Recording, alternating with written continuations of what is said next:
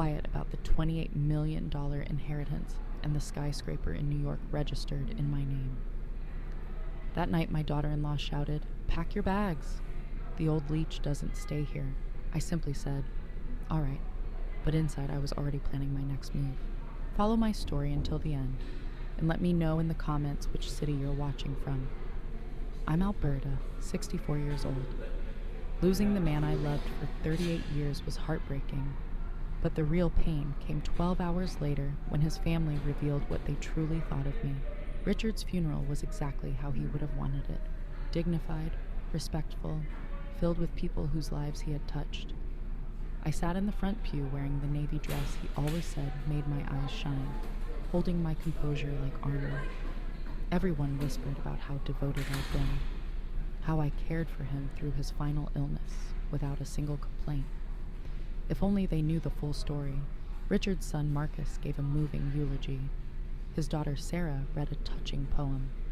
Even his ex-wife Patricia offered kind words about the man who'd left her 20 years ago to be with me. I accepted every condolence with quiet grace. After the service, the reception moved to what everyone assumed was our house. I watched distant relatives leaf through photo albums and eye the furniture, as if already putting price tags on it. Sarah's husband, James, kept probing about Richard's business affairs. Marcus's wife, Jennifer, made little remarks about the home's value, but it was Cynthia, David's wife, and my youngest son's partner, who caught my attention most. From the day she married into the family 3 years earlier, she'd made it clear she thought I was simply taking up space. She'd always viewed me as someone who didn't belong. All afternoon, she observed me with a calculating stare. When I stepped away to check on the caterers, she whispered with Sarah. When I finally sat down to rest, she gave me a cold smile that made my skin tighten. By 8:30, the last guest had gone. I was loading the dishwasher, hands trembling, when I heard deliberate footsteps behind me. Cynthia's voice cut through the silence. "Well, that's done," she said. I didn't turn. I focused on the dishes, letting the simple motion keep my grief at bay. "Thanks for helping with everything," I murmured. Richard would have appreciated it. "Cut the act, Alberta." Her tone was sharp, almost metallic. I turned to see her standing with arms crossed, black dress still perfect, but all sympathy gone. Behind her, David shifted uneasily. Sarah and Marcus flanked them like a silent tribunal. "The grieving widow routine is over," Cynthia said. "We need to discuss practical matters." I froze. Practical matters? This house, Richard's assets, the family business, she explained slowly, as if speaking to a child. "David and I have spoken with Marcus and Sarah. It's time you started looking for your own place." My breath caught. My own place? Sarah cleared her throat. "What Cynthia means is, this house is far too large for one person. The upkeep alone." "You're telling me to leave?" I whispered. Cynthia smiled, but it was anything but kind. "Be realistic. You're 64. Richard took care of you, but now you need to think about downsizing. Finding something appropriate for your situation." "My situation?" I repeated. "Well, you never worked, did you? Richard provided everything. This house, your lifestyle, your security. That was Richard's money, Richard's success." She gestured around the kitchen like she already owned it. "The family needs to make hard decisions about the estate." "This is my home," I said quietly. "I've lived here 15 years. And it's been wonderful, I'm sure," Marcus added. "But Dad would want us to be practical. There are 4 of us children, plus grandchildren to think about. College, retirement funds." "Richard left a will," I reminded them. "Yes," Cynthia replied smoothly. "And we'll honor whatever small provision he made for you. But let's be honest, you were his second wife, not a business partner. You didn't build anything. You were just there." Her words struck like a physical blow. Just there. After 38 years of marriage, after nursing Richard through cancer and building a life together, I was suddenly just there. "I think you should pack your things tonight," Cynthia said, her voice as sharp as glass. "David and I can stay here to manage the transition. It'll be easier for everyone if we handle Richard's affairs directly." I turned to David, my stepson since he was 12, hoping for even a flicker of support. He wouldn't meet my eyes. "Where am I supposed to go?" I asked quietly. Cynthia gave a little shrug. There are plenty of nice senior communities. Assisted living, maybe. I'm sure you'll find something suitable. Assisted living? As if I were some helpless stranger instead of the woman who'd shared Richard's life for nearly 4 decades. I stood in my own kitchen, surrounded by people I'd called family, and felt something colder than grief settle inside me. Losing Richard hurt. But this was betrayal. This was being erased. I looked at their faces, Cynthia's smug satisfaction, the other's uneasy determination, and something unexpected began to grow alongside the pain. A calm, deliberate resolve. Okay, I said. Cynthia blinked. Okay? I'll pack tonight. I'll be gone in the morning. The silence was heavy. They'd expected tears, maybe a fight. Something to justify treating me like an unwanted guest. Instead, I turned back to the dishwasher, the soft clatter of plates the only sound. Well, Cynthia finally muttered, unsettled. That's very mature of you. I didn't answer. I just kept loading dishes while they retreated to the living room, already whispering about how to divide my life. They thought they'd won. They thought Richard's widow was just an aging woman with nowhere to go and nothing to fight with. They were about to find out how wrong they were. That night, I packed only 2 suitcases. Jewelry, art, designer clothes. Let them think it was all theirs. Let them believe the grieving widow was walking away with nothing but old dresses and memories. The Hampton Inn off Route 1 became my temporary base. Not the Ritz, but it had a business center, solid Wi-Fi, and anonymity. I checked in under my maiden name, Alberta Morrison, paying cash for a week. The desk clerk barely glanced up. Perfect. Invisible was exactly what I needed. The first call I made was to Harold Steinberg, Richard's attorney for 25 years, and mine for the past 15, though no one in Richard's family had a clue. Alberta, Harold said warmly when he answered. I'm so sorry for your loss. Richard was a good man. Thank you, Harold. I need to see you tomorrow if possible. Of course. 10 o'clock? Actually, could we meet somewhere private? There was a short pause. Harold knew how to read between my words. The family's giving you trouble? Something like that. I'll come to you. Text me the address. The next morning, Harold arrived with a leather briefcase and the steady look of a man who'd seen plenty of greedy relatives. I'd ordered coffee and pastries from room service, a small luxury unnoticed by anyone, which was exactly the point. How bad is it? He asked, settling into the single armchair. I told him everything. Cynthia's ultimatum, the demand that I leave, the way they dismissed me as someone who'd added nothing to Richard's success. His jaw tightened as I spoke. Do they have any idea about your real position? He asked. None, I said. Richard and I decided years ago to keep it that way. Let them think he was the mogul and I was just the pretty second wife. And you're sure you want to proceed as planned? I looked out the window at the ordinary parking lot, cars filled with people living ordinary lives. To them, I'd look like just another older woman, widowed and maybe struggling. They had no idea the woman in room 237 owned more property than most could imagine. I'm sure, I said. Harold opened his briefcase and slid a thick folder across the table. The preliminary transfers can be completed within 48 hours. I allowed myself the faintest smile. My real life was just beginning, and theirs was about to get very, very complicated. The complete restructuring will take about 2 weeks, Harold said, sliding the final documents toward me. And there's no way they can contest it. Alberta, everything has been legally yours for over a decade. Richard made sure of that long before his illness. I felt a cool, quiet satisfaction settle in my chest. What about the house? I asked. That's where it gets interesting, Harold replied with a small smile. Technically, you could evict them today, but something tells me you have a more educational plan.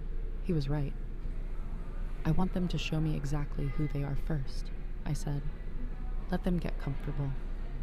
Let them divide what they think is theirs. Then I'll remind them that assumptions can be dangerous. For the next hour, Harold walked me through every step, explaining the transfers Richard had arranged years earlier. Most widows would be lost in the legal details, but I wasn't most widows. After Harold left, I drove back to my house and parked across the street. Through the tinted windows, I watched moving trucks arrive. Cynthia directed the workers like a general, pointing to Richard's study, gesturing toward the bedrooms. She'd even brought her own furniture. This wasn't temporary. She was moving in. My phone buzzed. A text from David. "Hope you found a nice place, Alberta. Cynthia's getting Dad's office organized. We found some business files we need to go through." I nearly laughed. They really thought the desk drawers held the key to Richard's wealth. They didn't know the real files, property deeds, stock certificates, documents worth more than they could imagine, were locked in a downtown safety deposit box.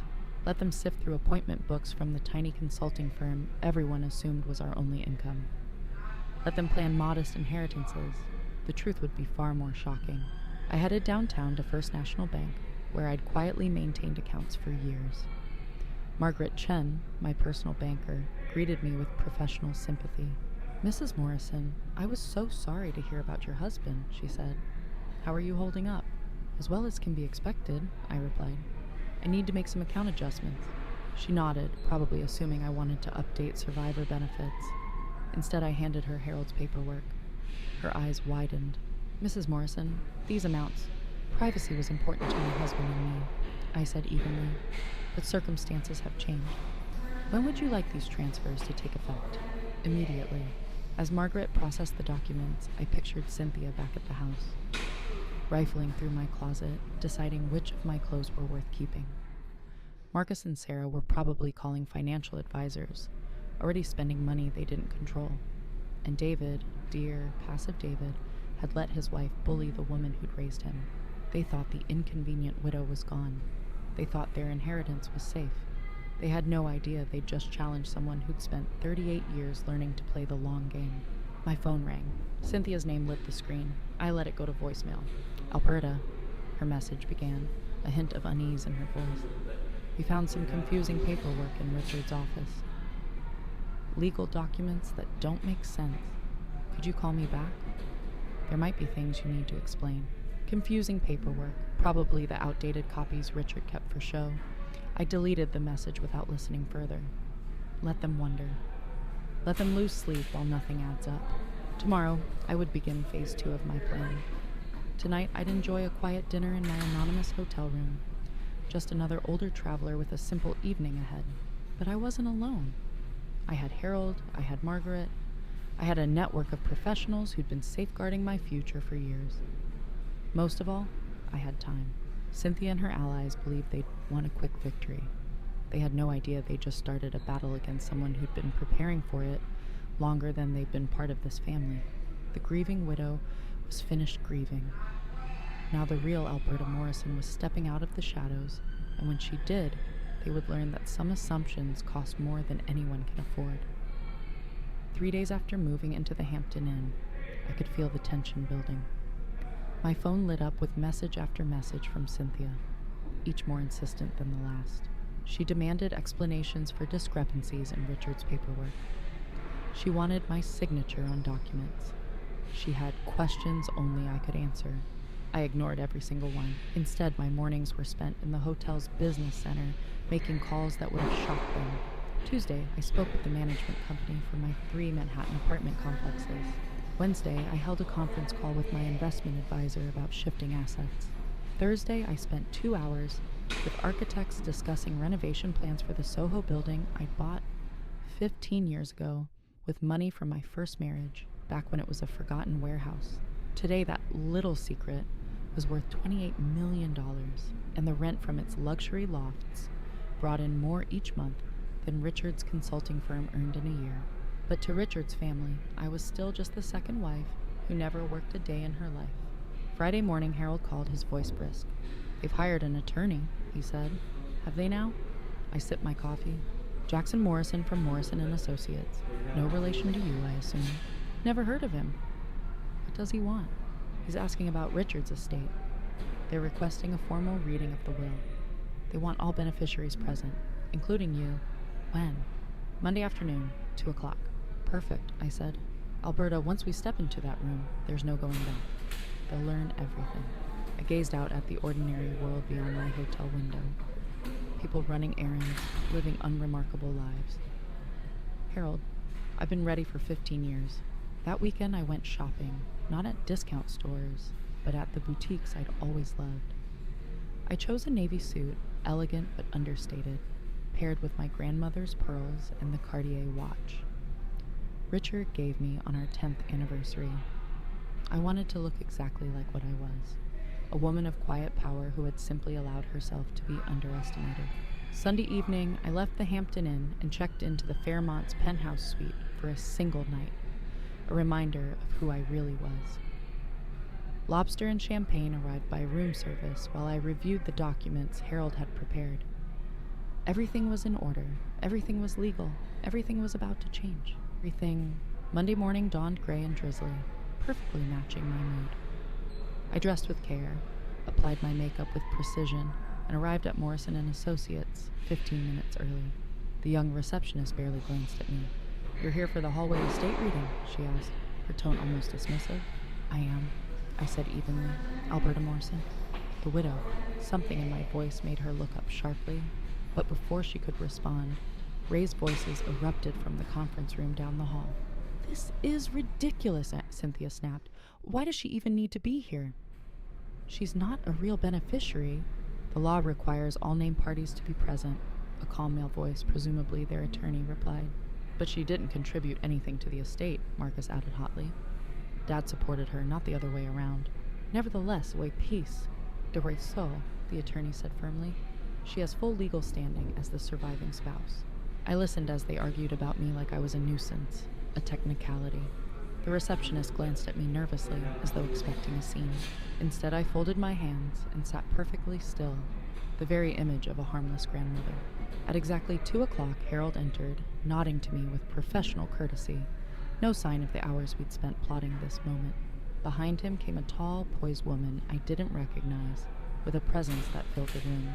"Mrs. Morrison," Harold said formally, his eyes meeting mine. I rose calm and deliberate, ready to show them who I'd been all along. "Mrs. Morrison," Harold said with a measured smile, "allow me to introduce Catherine Walsh. She'll be representing your interests today." Catherine's handshake was firm, her polite smile stopping well short of her eyes.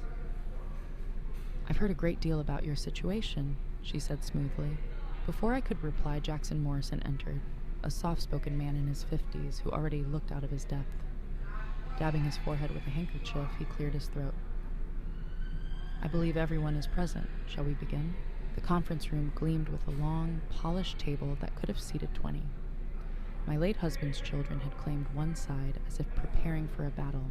Cynthia sat at the head like a general, flanked by David and Sarah, with Marcus positioned just behind them.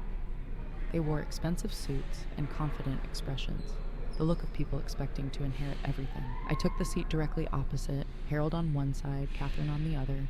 The symmetry wasn't lost on anyone. Jackson began the reading of Richard's will in the steady, monotone voice of someone who had done this hundreds of times. The formal phrases came first: being of sound mind, small charitable bequests. Then the moment they were waiting for arrived. To my beloved children, Marcus, Sarah, and David, I leave the sum of $50,000 each, to be distributed equally among them. I watched their faces closely. $50,000 apiece would be generous in many families, but it was a fraction of what they expected. Cynthia's lips tightened. Sarah's brow furrowed. Marcus leaned forward as if he'd misheard. "And to my dear wife, Alberta Morrison Holloway," Jackson continued, "I leave the remainder of my estate, including all properties, investments, and business interests, to be hers absolutely and without restriction." The silence that followed was absolute. Jackson kept reading, but no one heard him. "Excuse me?" Cynthia's voice cut the air. "Could you repeat that last part?" Jackson shifted uncomfortably. "The bulk of Mr. Holloway's estate goes to his widow, as is customary." "What exactly does that include?" Sarah demanded. "The house? The business? Everything?" Catherine calmly consulted her copy. "According to these documents, Mrs. Morrison inherits all real property, all financial accounts, all business assets, and all personal property not otherwise specified." "That's impossible," Marcus said flatly. "Dad would never leave us with just $50,000 each." "I'm afraid it's perfectly legal," Harold replied evenly. "Your father was very clear about his intentions." Cynthia's composure snapped. "She didn't earn any of it," she shouted. "She never worked, never contributed. She was just there, living off his success." The words hung in the air like a slap. Just there. The same insult she'd hurled the night she ordered me out of my own home. I rose slowly, letting the weight of the moment settle. For 38 years, I'd let Richard take the public credit while I quietly built my own empire. The shadows had served their purpose. You're absolutely right, Cynthia, I said softly. I never contributed to Richard's success. She blinked, thrown by my agreement. Richard's consulting firm, his local reputation, that was all him. I had nothing to do with it. Confusion flickered across their faces. This was not the fight they expected. But, I continued, my voice gaining strength, Richard's estate isn't what you think it is. And I'm not who you think I am. Catherine Walsh was already opening her briefcase. The click of the clasps loud in the silence. Harold checked his watch, perfectly timing the reveal. What do you mean? David finally asked. I looked at each of them, the people who had dismissed me, who had thrown me out, who believed I was a burden. I said, allowing the smallest smile. You've been making some very expensive assumptions about who owns what in this family. Catherine began, laying out neatly labeled folders, her movements precise, almost surgical. Perhaps, she said crisply. You should first clarify exactly what constitutes Mr. Holloway's estate. Jackson shifted uneasily in his chair. I'm not sure I understand the question. I leaned forward, meeting every shocked gaze around the table. The real game was just beginning. The question, Harold said evenly, is whether Richard actually owned the assets you believe you're inheriting. I watched Cynthia's confident smirk falter. Of course he owned them, she shot back. But the certainty in her voice had thinned. The house, the business, everything. Alberta never worked, never contributed financially. That, Catherine interrupted, sliding a document across the table, is where you're mistaken. Mrs. Morrison has been the primary owner of virtually every significant asset in this family for over 15 years. The paper landed with a soft whisper that echoed through the suddenly silent room. This is the deed to 47 Elm Street, Catherine continued. The house you've been living in since Mrs. Morrison graciously stepped aside. Notice the name on the title? Cynthia picked it up with trembling fingers.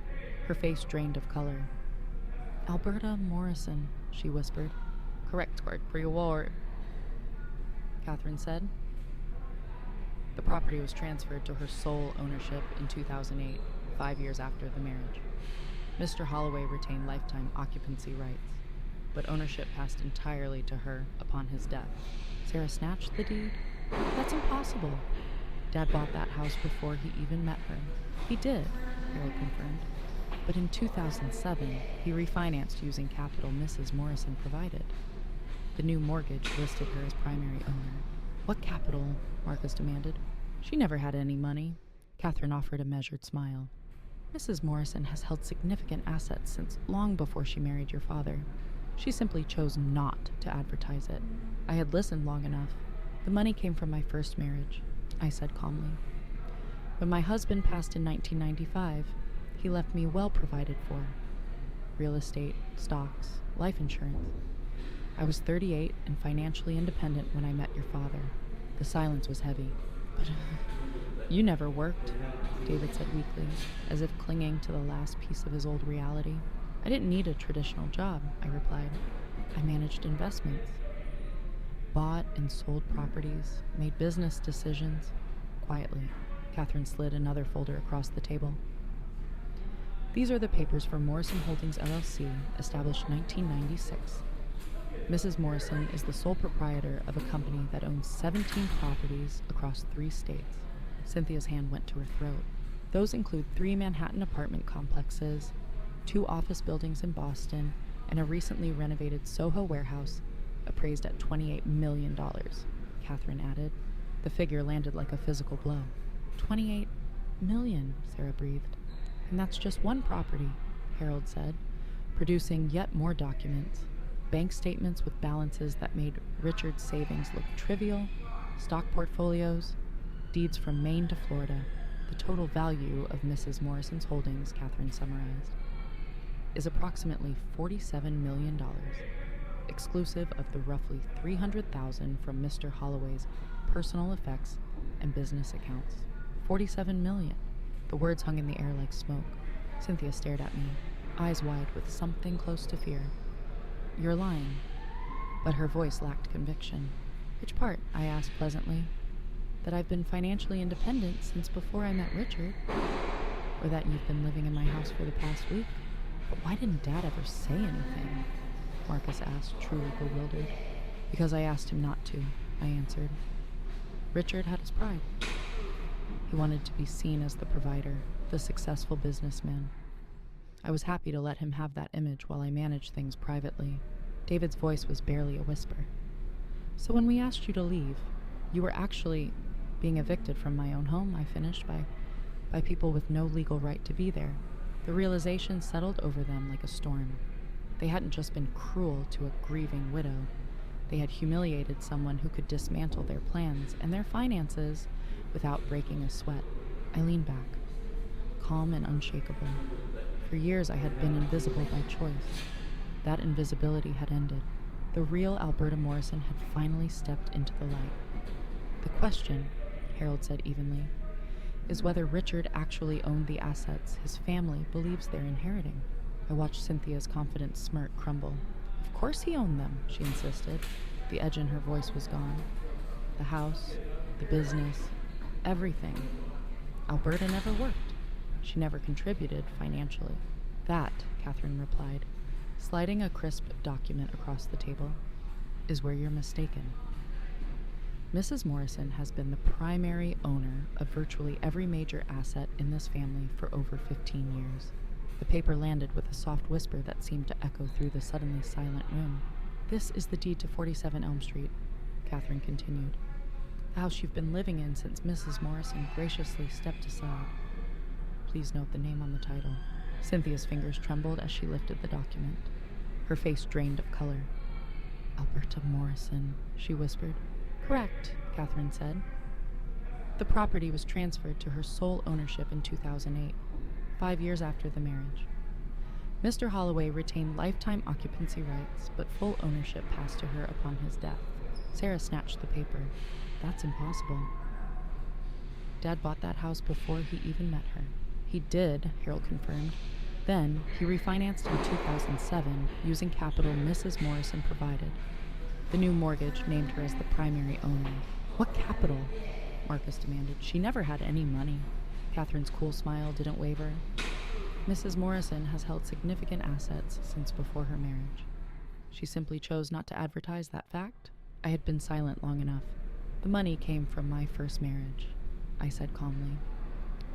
When my husband passed in 1995, he left me well provided for. Real estate investments, stock portfolios, life insurance. I was 38 and financially independent when I met your father. The room went still. But you never worked, David murmured, clinging to the last thread of his assumptions. I didn't need a traditional job, I replied. I managed investment, bought and sold properties, made business decisions, quietly. Catherine slid another folder across the table. These are the ownership papers for Morrison Holdings, LLC, established 1996. Mrs. Morrison is the sole proprietor of a company that owns 17 properties across 3 states. Cynthia's hand flew to her throat. Those holdings include 3 apartment complexes in Manhattan, 2 office buildings in Boston, and a recently renovated Soho warehouse appraised at $28 million, Catherine added. The number landed like a physical blow. 28 million, Sarah whispered. And that's just one property, Harold said as more documents appeared. Bank statements with balances that dwarfed Richard's savings, stock records, deeds stretching from Maine to Florida. The total value of Mrs. Morrison's holdings, Catherine concluded, is approximately $47 million, exclusive of the $300,000 in Richard's personal effects and business accounts. Cynthia stared at me, her voice barely a breath. You're lying. Which part? I asked gently. That I've been financially independent since before I met Richard? Or that you've been living in my house for the past week? But how did Dad pay for everything? Sarah asked. He didn't, I said simply. I did. The mortgage, the taxes, the utilities, every bill came from my accounts. Richard's consulting firm brought in maybe $40,000 a year, enough for groceries and a few extras. Cynthia's composure broke. You let us think. I let you reveal who you were, I interrupted. I didn't force you to throw me out of my own home. I didn't make you call me sanguessuga, bloodsucker, in Portuguese, assuming I wouldn't understand. I gave you every chance to show kindness, to treat me like family. Instead, you showed me your true character. Jackson Morrison, their attorney, looked around the room like he'd wandered into someone else's nightmare. I think there may be some misunderstanding. There's no misunderstanding, Harold said firmly. Everything is documented and legal. Mrs. Morrison was under no obligation to disclose her finances to her stepchildren. Marcus's voice cracked. What does this mean for us? Catherine folded her hands. Legally, you each inherit exactly what your father left you, $50,000. As for your current living situation, she turned directly to Cynthia. You are occupying Mrs. Morrison's property without her permission. That makes you trespassers. The word hit like a slap. Cynthia's face went pale. You can't be serious, she whispered. I'm completely serious, I said, rising to my feet. You wanted me out of the way so you could claim what you thought was yours. You succeeded in pushing me out, but nothing was ever yours to begin with. I gathered my purse and looked at each of them one last time. You have 72 hours to remove your belongings from my house. After that, I'll have you legally evicted. As I reached the door, Cynthia's voice followed, high and desperate. Alberta, please. We can work something out. We're family. I paused, hand on the handle. Family, I repeated softly. You're right, Cynthia. We are family, and you've shown me exactly what that word means to you. I left the conference room knowing my old life was over. The invisible widow was gone. The next 3 days were the most satisfying of my life, not because I enjoyed their suffering, but because for the first time in decades, I was watching people face the true consequences of their choices. 6 hours after the meeting, Cynthia called, her voice a mix of anger and desperation. Alberta, we need to talk. This whole situation has gotten out of hand. I sipped wine in the Fairmont penthouse, watching the sunset gild the city. Has it? I thought we were perfectly clear this afternoon. You know what I mean. The house, the money. There has to be a reasonable way to work this out. Reasonable, I repeated, letting the word hang. Like the way you reasonably threw me out of my home the night my husband died? Silence. We were grieving too, she finally whispered. We weren't thinking clearly. You were clear enough to order me to pack within hours of the funeral. Clear enough to start dividing an inheritance that was never yours. And you called me sanguessuga, remember? A bloodsucker who never contributed anything. I heard her sharp intake of breath. She hadn't expected me to understand the Portuguese insult. I didn't mean... You meant every word. The only thing you didn't mean was for me to have the power to answer back. I ended the call and blocked her number. The next morning, the concierge announced a visitor, David. Normally, I would have refused, but curiosity won. David had always been the quiet one, easily swayed by stronger personalities. And now, he stood alone at my door, about to face the woman his family had so badly underestimated. I wanted to see how David would handle things without Cynthia to speak for him. He sat across from me in the hotel's elegant lobby, twisting his hands like a schoolboy summoned to the principal's office. 35 years old, and he looked ready to cry. Alberta, I'm so sorry about everything, he began. Cynthia gets carried away sometimes. I should have stopped her. Should have. Could have. Would have, I said evenly. But you didn't. I know it, and I regret that. But you have to understand. We thought Dad had left us provided for. We thought the house, the business, everything would be ours. And when we thought that, our first instinct was to throw me out onto the street, I finished. David flushed. It wasn't like that. We just thought you'd be more comfortable somewhere smaller, more manageable. Stop lying to me and to yourself, I cut in, my voice sharp. You wanted me gone, so you could have everything without a second thought for my needs or feelings. He stared at his hands, silent. Cynthia said terrible things, he murmured. Yes, I replied. And you stood there and let her. You could have defended me. You could have reminded her that I'd been your stepmother for over 20 years, that I'd raised you since you were 12. Instead, you watched her humiliate a grieving woman and said nothing. I'm saying something now, he whispered. Now that you know I don't need your charity. Now that you realize I'm not the helpless widow you thought you could discard. Your apology isn't about remorse, David. It's about fear. His eyes flicked up, full of it. What are you going to do to us? The question hung between us like a blade. I could have ruined them financially. I owned properties they could never dream of affording and had connections they couldn't imagine. But looking at David, weak, frightened, led by stronger voices, I understood something. I didn't want revenge. I wanted them to learn. I'm going to do exactly what I said, I told him. You have until tomorrow evening to remove your belongings from my house. After that, the locks change. Then you'll figure out how to live your own lives, make your own decisions, and face your own consequences. No more depending on family money that was never really yours. David's shoulders sagged. Cynthia's going to lose her mind. Cynthia, I said quietly, is going to learn that actions have consequences, just like you. He left without another word. I watched him go, knowing something had shifted, not forgiveness, not yet, but understanding. The final 24 hours were fascinating. Harold had arranged for a locksmith, and I drove to the house at exactly 6 o'clock Friday evening to see if they had honored the deadline. The driveway was crowded.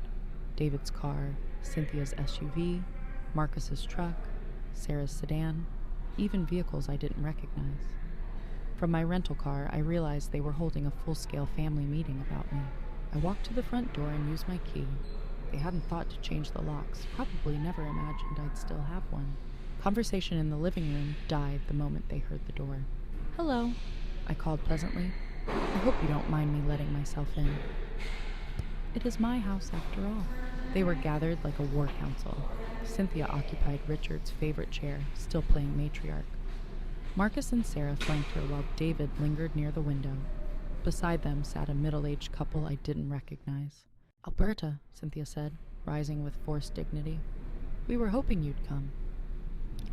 We wanted to discuss a reasonable settlement to this misunderstanding." "Settlement?" I raised an eyebrow. "For what?" "For the house, obviously," she replied. "David and I have put a lot of work into this place. Improvements. We think we deserve some compensation." "You think you deserve compensation for living rent-free in my house for a week?" I asked, my voice calm but cutting. The unfamiliar couple exchanged uneasy glances. The woman cleared her throat. "Perhaps we should go, Cynthia. This seems like a private family matter." "No, please stay," I said warmly. "I'm Alberta Morrison, Richard's widow." "And you are?" "Tom and Linda Patterson," the man said reluctantly. We're Cynthia's parents." "Ah," I said with a polite smile.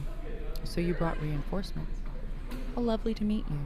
I stood there, owner of the home they'd tried to claim, the life they'd tried to erase, perfectly composed, while the reality of who truly held the power settled over the room like a storm. The lesson they'd refused to learn was finally unavoidable. "I hope Cynthia has explained everything accurately," I said, turning toward the couple I'd just met. Linda Patterson glanced between her daughter and me, her brows knitting in confusion. "She said there was some dispute about Richard's will, about who gets what." "There's no dispute," I replied evenly. "The will is perfectly clear. Richard left modest bequests to his children. Everything else belongs to me. The only surprise was that most of what people assumed was Richard's property was actually mine all along." Tom Patterson frowned. "I don't understand." "Neither did they until a few days ago," I said. "I've been financially independent since before I married Richard. The house they've been living in is mine. The comfortable lifestyle they enjoyed was funded entirely by my assets, not Richard's." I watched the older couple absorb this. Their expressions shifted from polite confusion to dawning shock. "But Cynthia said you never worked," Linda said slowly. "I didn't need to," I answered with a calm smile. "I manage investments, about $47 million worth, as it turns out." The silence was heavy. Tom's mouth actually fell open. "So," I continued lightly, "when your daughter threw me out of this house the night Richard died, she was essentially evicting me from my own property. When she called me a bloodsucker who never contributed anything, she was speaking to the person who had been supporting the entire family for years." Cynthia's face drained of color. Her parents stared at her in open disbelief. "Cynthia Marie Patterson," her mother said, in a tone that probably hadn't been used since childhood. "Please tell me you didn't actually throw this woman out of her own home at her husband's funeral." Complicated, Mom, Cynthia stammered. It's not complicated at all, I said gently. Your daughter made assumptions about my finances and treated me accordingly. She's now learning that assumptions can be expensive. Tom rose, cheeks red with embarrassment. Mrs. Morrison, on behalf of our family, I apologize if Cynthia did what you're saying. Dad, don't, Cynthia began. If she treated you that way while you were grieving, he said firmly, then she was raised better than that and should know better. He looked at his daughter with a disappointment that cut deeper than anger. We're leaving, Linda. We won't be part of this. As Cynthia's parents gathered their things and walked out, I could almost see the last pillar of her support collapsing. She'd counted on them to take her side. Instead, they'd seen her clearly for the first time. 20 minutes, I announced once the door closed behind them. Then I'm changing the locks, whether you're finished or not. The room erupted into hurried movement. Sarah and Marcus avoided my eyes as they carried boxes to their cars. David moved like a man in a trance.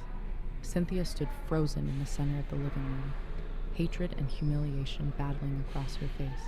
This isn't over, she whispered. Yes, I said quietly. It is. She left without another word. I stood at the window and watched their cars disappear down the street, the house growing still around me. When the last taillight vanished, I called Harold. It's done, I told him. They're gone. How do you feel? I walked slowly through the rooms, my rooms, seeing them clearly for the first time since Richard's death. The air itself felt lighter, as though a long-held weight had finally lifted. I feel free, I said at last. And for the first time in weeks, it was true. 6 months later, I was in my garden, watching the sunrise spill pink and gold across the roses when the phone rang. I almost let it go to voicemail. These days I was careful about who disturbed my mornings. But the number looked familiar. Mrs. Morrison?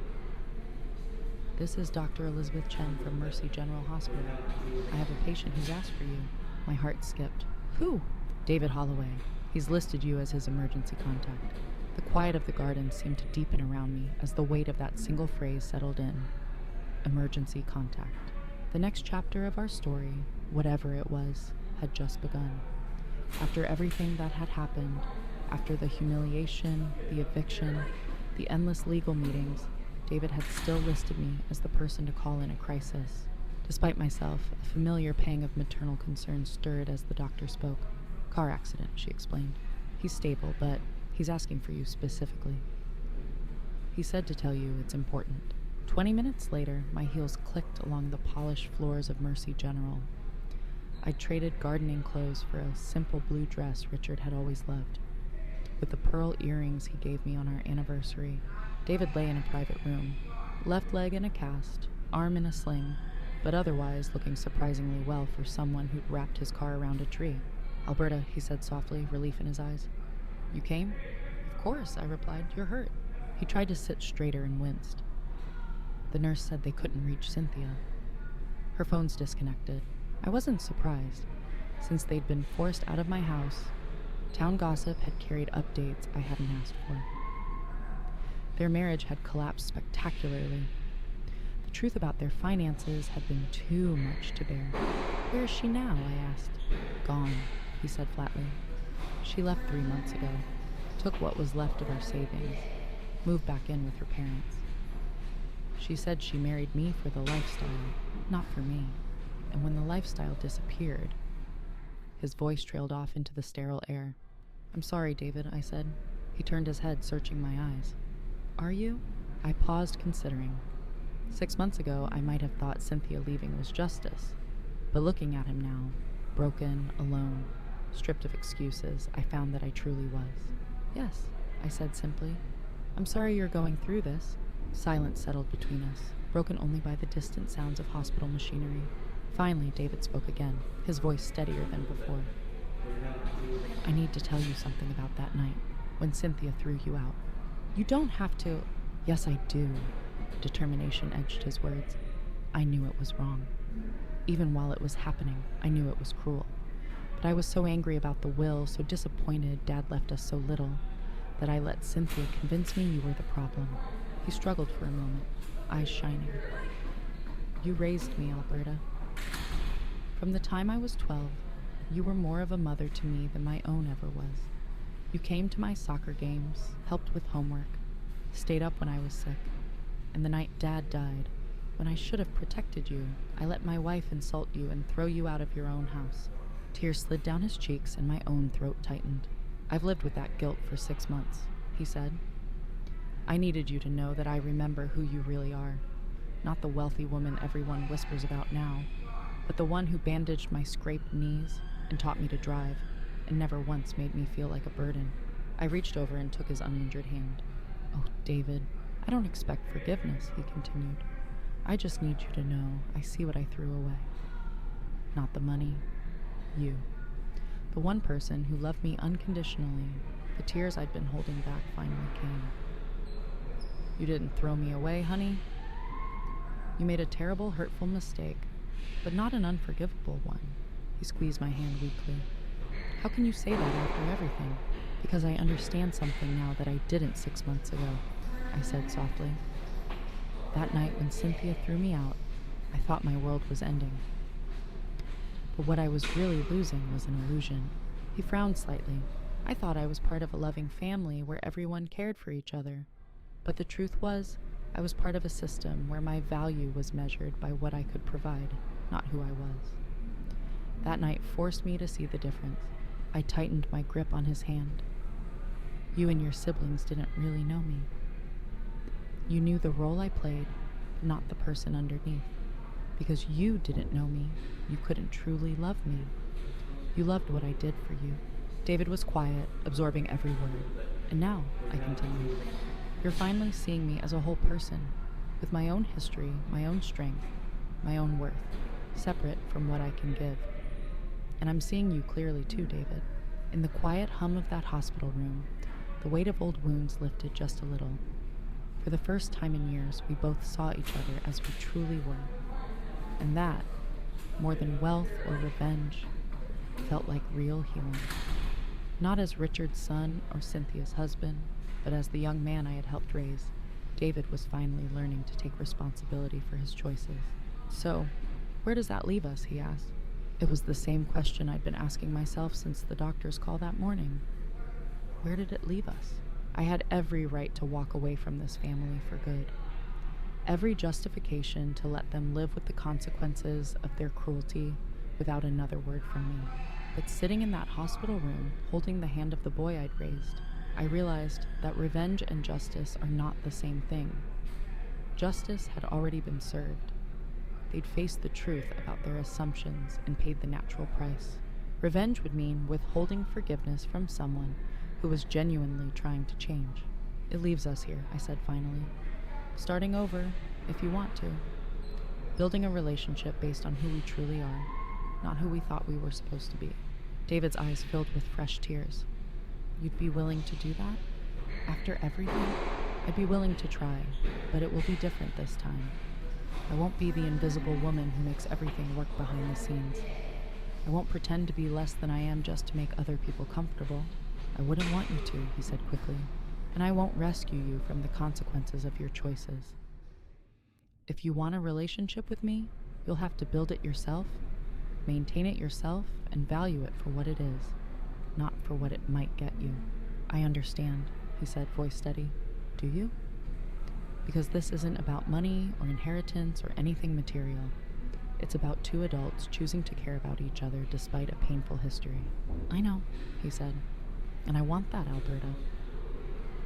I want to know the real you, not the version I invented in my head. I studied his face for any hint of manipulation. What I saw instead was genuine remorse and a quiet determination. Then we'll try, I said at last, careful and deliberate, with clear boundaries and honest communication. Relief washed over his features. Thank you. Don't thank me yet. This is going to be hard work, David. Unlearning decades of bad habits isn't easy. I'm ready for hard work. These past 6 months taught me I'm stronger than I thought. I gave his hand a final squeeze and stood. I'll talk to your doctor about your discharge plans. Do you have somewhere to stay? I've been renting a small studio downtown. It's not much, but it's mine. Good. Independence suits you. As I reached the door, he called after me. What about Marcus and Sarah?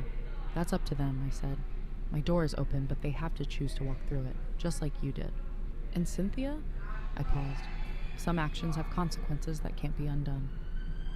She chose to reveal her character. Now she lives with what she revealed. David nodded slowly, understanding. I left him looking more at peace than I'd seen in years. The walk back to my car felt lighter, as if I'd left a heavy burden behind. That evening, I sat in my garden as the sun dipped behind the roses. My phone rang twice, Marcus and Sarah, no doubt, their voices tentative in the voicemails. Apologies, requests to talk. I wasn't in a hurry. I had time, I had resources, and for the first time in decades, I had complete control over my own life. The invisible woman was gone forever, replaced by someone who knew exactly who she was and what she was worth. Someone free to choose forgiveness or distance, connection or solitude on her own terms. That, I reflected as stars pierced the darkening sky, was worth far more than $47 million. Though, I added with a quiet smile, the $47 million certainly didn't hurt.